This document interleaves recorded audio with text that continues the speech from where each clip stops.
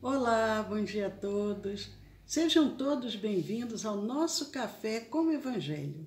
Eu sou Leila Rocha de Oliveira. E Roberto Antônio de Oliveira. Nós somos do Centro de Estudos Espíritas Allan Kardec, aqui da cidade de Olambra, cidade do interior de São Paulo, cidade das Flores. Hoje é dia 21 de agosto de 2020, sexta-feira. Estamos em pleno inverno hoje. Dá um friozinho gostoso, bom mesmo para a gente tomar aquele cafezinho bem quente com os amigos, junto com um pãozinho de queijo que a Sueli está assando. E nós aproveitamos para mandar um abraço para a Cirlei, para a Niva, nos desejando um bom dia, Niva também, para Rita Maria. E nós estamos aqui com o nosso convidado especial, Camille Flammarion. Camille Flammarion, francês do século XIX, o poeta dos céus, astrônomo, espírita, um grande pesquisador. Um bom dia também para Leondino, um bom dia para Leondino. Educador também, não é? Exatamente. Educador, pedagogo. Mas muito o que se falar, mas não tem como falar da vida de um homem que percorreu quase que um século de vida em poucos minutos. Mas a gente lembra desse espírito que veio para deixar essa mensagem tão importante. É verdade, Sueli. Nós temos um preito de gratidão que é impagável para com os nossos predecessores, né? Os pioneiros do Espiritismo. Porque, em verdade, se tivesse ficado lá só com Kardec, eu arrisco a dizer que já não conheceríamos mais o Espiritismo. Então, esses e seremos nós a dar continuidade a esse movimento. Mas já que estou falando particularmente com a Sueli, eu vou provocá-lo. Olha, não tem pãozinho de queijo aqui, tá? Mas tem broa de milho feita com erva doce. Tá bom? Ficamos para depois, então, saborear um pouquinho mais dessa broa de milho. Mas eu queria fazer uma retificação, antes de passar a palavra para a Leila, sobre o que eu falei ontem. Em verdade, foi o Dom Pedro II, só para recordar, o Pedro I, depois de proclamar a independência, em 1822, ele caiu no ostracismo. E Camille Flammarion viria a nascer 20 anos depois, na França, em 1842. Mas o Dom Pedro II, este sim, a quem foi o último império, né, no Brasil, depois dele tivemos a República, então ele sim, e que ele era muito vinculado à cultura, às artes, às ciências. E ele recebe de presente um mimo do próprio Camille Flammarion. Mas depois a gente passa a falar sobre isso. Porque o Dom Pedro II, inclusive, nós falamos aqui um pouco, de repente a gente pode até trazer somente sobre ele. Mas quando falamos da Princesa Isabel, eles faziam reuniões mediúnicas no palácio. O Dom Pedro II ele foi visitar Vitor Hugo, se correspondia com Vitor Hugo e também teve esse prazer de estar presente com Camille Flammarion e também depois como espíritos se manifestando através de Zilda Gama, nas obras mediúnicas que vieram através da Zilda Gama, mas o Roberto hoje eu não sei qual a viagem que ele fez no tempo, que aí ele achou que era o Dom Pedro I. É que a gente pesquisa muita coisa e depois aqui acaba muita coisa que a gente vai lendo, e aí, ao longo do tempo, acaba, às vezes, fazendo um pouquinho Foi uma escorregada. Um pouquinho de já pedi minhas desculpas, espero que tenham sido aceitas. Agora, vocês vão ganhar o mimo por conta, então, dessa correção que eu fiz, que eu também tive que buscar as fontes, e fazer a contextualização histórica, né, num processo cronológico. Então, nós falamos que o Camille Flammarion, ele viria a findar os seus dias em Juvisy, e lá ele teria fundado ou construído, edificado, enfim, uma obra-prima que é o observatório que leva o seu nome. Ali também tem um detalhe, caiu como que no colo de Camille Flammarion aquela edificação. Foi no ano de 1882, Um dos muitos, né, admiradores de Camille Flammarion, o nome dele era Méret, e era totalmente desconhecido para o Camille Flammarion, porque eles se correspondiam. Na verdade, não se correspondiam. O senhor Méret, ele era apaixonado pela astronomia, mas particularmente pela figura dinâmica, proba, culta do Camille Flammarion. E ele mandava para o Flammarion umas missivas longas. E o Flammarion, naturalmente, com o seu birô, né, a sua escrivaninha, cheia de correspondência, não tinha muito tempo. Ele gostaria, imagino eu, de retribuir com aquele tamanho todos aqueles encômios que ele recebia, os elogios. Mas, então ele mandava bilhetes muito sucintos. Ocorre que esse senhor Méret, ele vivia em Bordeaux e desencarna. E o que ele faz? Olha só o que eu chamo de mecenas. Mecenas são aqueles que têm amor, têm apreço pelas artes, empenham os seus melhores esforços e o patrimônio também. Eles metem a mão no bolso, tá, gente? Ao contrário dos outros que fazem destruir, os mecenas constroem a arte. Eles tornam-se patronos das artes. E o senhor Méret roga-lhe que aceitasse uma simples taxa de propriedade, que era uma das suas propriedades. Lembrando que o senhor Méret já era moribundo, então estava estabelecendo ali suas disposições testamentárias. E aí ele roga que o Camille Flammarion aceite, como uma simples taxa, uma propriedade que ele tinha, que era chamada Corte da França, que ficava em Juvisy, um vilarejo, à época, a cerca de 20 minutos de carro de Paris. E adivinha? Camille Flammarion, claro, aceitou. E aqui estabeleceu o seu observatório privado, e cuja manutenção, assim como o salário dos empregados, era imediatamente assegurado por assinatura de vários outros admiradores. Bom, eu fiz essa ressalva, ou melhor, essa inserção também, só para que vocês fiquem curiosos. Agora vocês vão ver o que se chamava de a pequena Corte da França.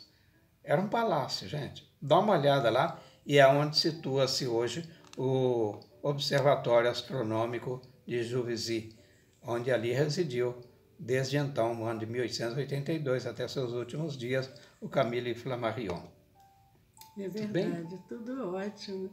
Mas, falando um pouco da parte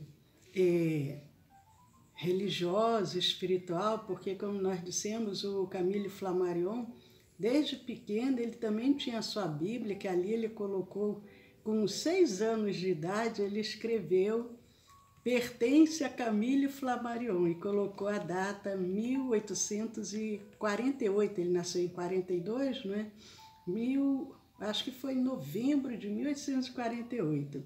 E ele, aquela Bíblia, acompanhou durante toda a vida. Ainda tem ela.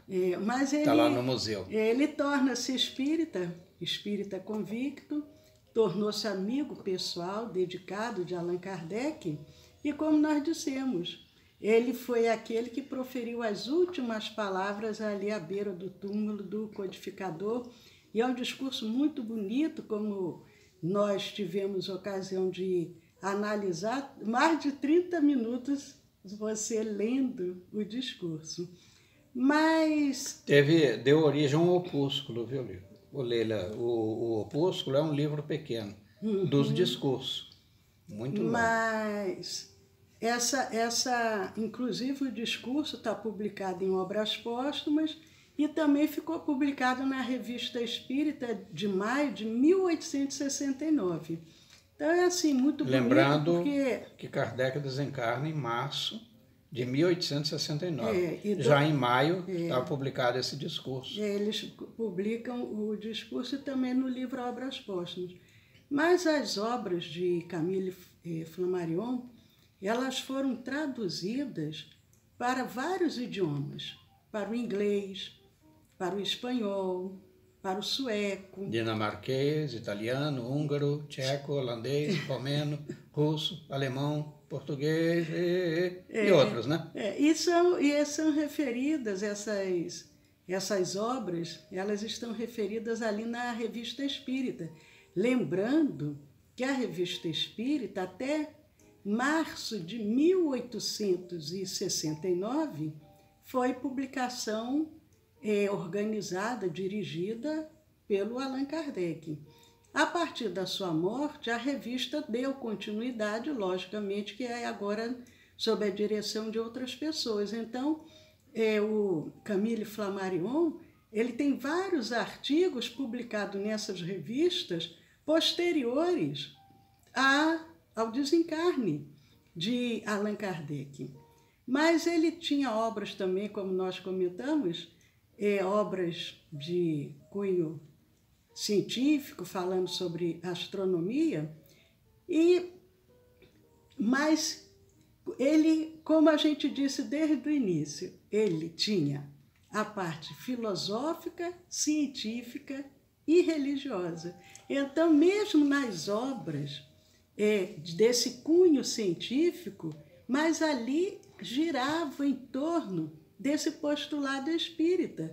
E a gente pode perceber isso logo na primeira obra, que ele ainda muito jovem, escreve sobre a pluralidade dos mundos habitados, que é um dos princípios do Espiritismo. Sim, mas eu queria falar em relação ao que a Leila acabou de comentar, quando ele torna-se espírita convicto. Veja bem, existe uma diferença entre ser um católico convicto, por exemplo, e um católico pro forma. Então, hoje nós precisamos tornar-nos também espíritas convictos, porque quando você faz isso, você declara sua profissão de fé. Eu sou isto. Sem descambar para o fanatismo, mas procurando manter-nos fiel àqueles fundamentos de uma doutrina, de uma religião que nós proclamamos seguir. Feita essa ressalva, vamos lá às obras dele? Podemos comentar, são tantos livros, a gente... Então, mas o primeiro deles... Nós tínhamos alguns livros dele, mas com mudanças e doações de livros. O único livro que a gente... conservou foi esse. Ainda tem esse o aqui, Estela. Que é o Estela. Olha, eu vou confessar para vocês, é publicação da Federação Espírita Brasileira. Eu recomendo a vocês, principalmente que está na minha idade, seus 65, 80 anos, por aí. Eu não falei a minha idade, percebeu, Leila? Mas que recomendo a vocês que, se possível, obtenham essa obra em PDF. Né? Hoje nós temos chamados e-books. Obtenha, fica muito mais gostoso de ler. Esse livro que a Leila acabou de mostrar, eu não consegui ler, gente. As letras são muito miúdas, as páginas amareladas, é como uma recordação. Mas como ela disse também, nós doamos uma boa parte da nossa biblioteca para uma instituição antes de mudarmos aqui para Olambra, vindo de Niterói, para diminuir a bagagem. Mas agora vamos às obras de Nicolas Camille Flammarion. O primeiro livro que teve a assinatura dele foi no ano de 1857. Lembrando que ele então tinha 15 anos. Foi o primeiro. Cosmogonia Universal. E depois ele escreve O Mundo Antes da Aparição dos Homens. Lembra que nós falamos que ele, morando lá em Montigny, ainda em Rapazote, ele ia muito à casa do avô, que ficava ali próximo. E lá ele colecionou 100 fósseis, guardou-os. Eu não sei se está lá no Museu ainda de Astronomia, né, de Juvisy. Mas então, O Mundo Antes da Aparição dos Homens, porque isso despertou a curiosidade científica do cientista. É uma redundância, mas é a realidade. Porque ele pôs-se a questionar como é que de tão distante do mar, centenas de milhas, de léguas, de quilômetros, existia aquelas ossadas marinhas, como se o leito do mar tivesse subido. Então aí ele deita um olhar científico em cima disso e lança O Mundo Antes da Aparição dos Homens. Realmente, foi na era do Paleolítico, né? E depois, no ano de 1862, aí sim, A Pluralidade dos Mundos Habitados. Em 1862, já tinha sido lançado o Livro dos Espíritos. 1857, versão inicial, 1859, versão definitiva. Mas até então ele não tinha conhecimento desse capítulo que está lá no livro A Pluralidade dos Mundos Habitados, né? Porque ele que veio também para o Evangelho. Ele veio conhecer o Livro dos Espíritos em 1861, um ano antes ele já estava com o livro dele pronto, mas ainda não tinha sido publicado. E em 1864, Os Mundos Imaginários e os Mundos Reais. Em 65, Os Mundos Celestes. Por isso que eles falam, né, o poeta dos céus, porque ele escrevia muito sempre voltado para esse universo, para o cosmos. Entre 1866 e 1880, 14 anos, em 14 anos ele escreveu uma obra de 9 volumes. E essa obra teve o nome de Estudos e Palestras sobre a Astronomia. Ele deve ter feito uma compilação de tudo que ele trazia. Porque falamos que eles fundou uma associação de astronomias, né? Então, e ali ele convidava pessoas de diferentes países para proferirem suas conferências pertinentes ao assunto. Quais eram as descobertas novas, né? Quais eram as expectativas.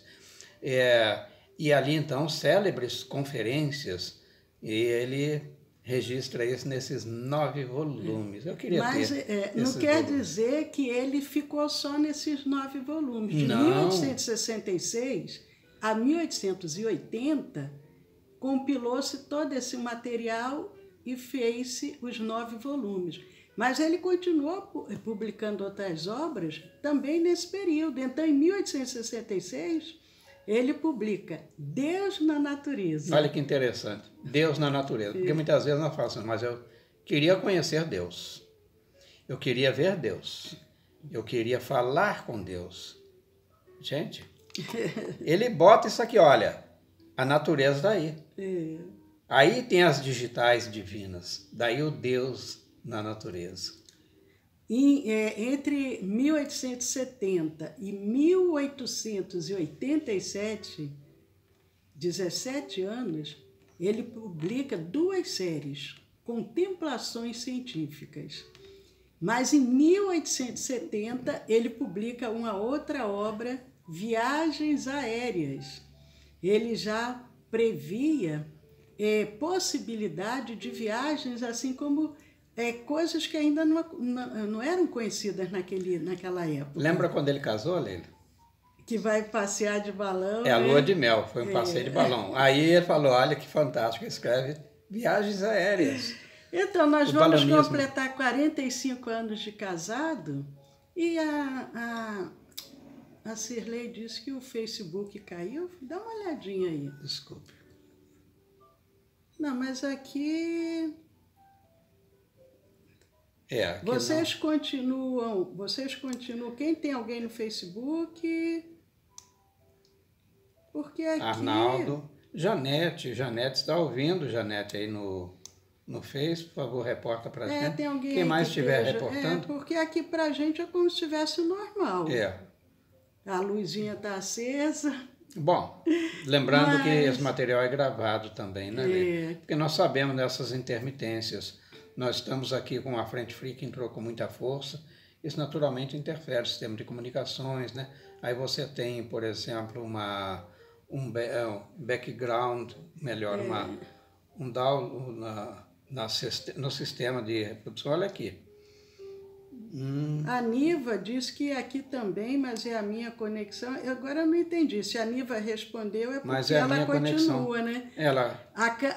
Mandando um abraço para a Karina, aproveitando. A Márcia também, Leila. A Márcia reporta, o Face está ok. O Face está ok. Então deve ter sido assim. Naturalmente, a intermitências, uma caída né? rápida, Ô, Cosme, que muito bom. obrigado, Cosme. Cosme também está ouvindo, bacana. Mas o Camille Flammarion... agora até ele fez o balonismo, né? As viagens aéreas. Não, então eu ia dizer, nós vamos fazer 45 anos de casado, quem sabe não vamos comemorar o nosso aniversário de casamento fazendo um voo de balão Olha aqui, sobre a França, né? Eu quero De sobre a preferência, França. né? Mas para ficar bom mesmo tem que ser sobrevoando a Torre Eiffel, né? Vamos ver se as autoridades aeronáuticas vão permitir. Né? Aí eu acho que aí já está querendo muito, né?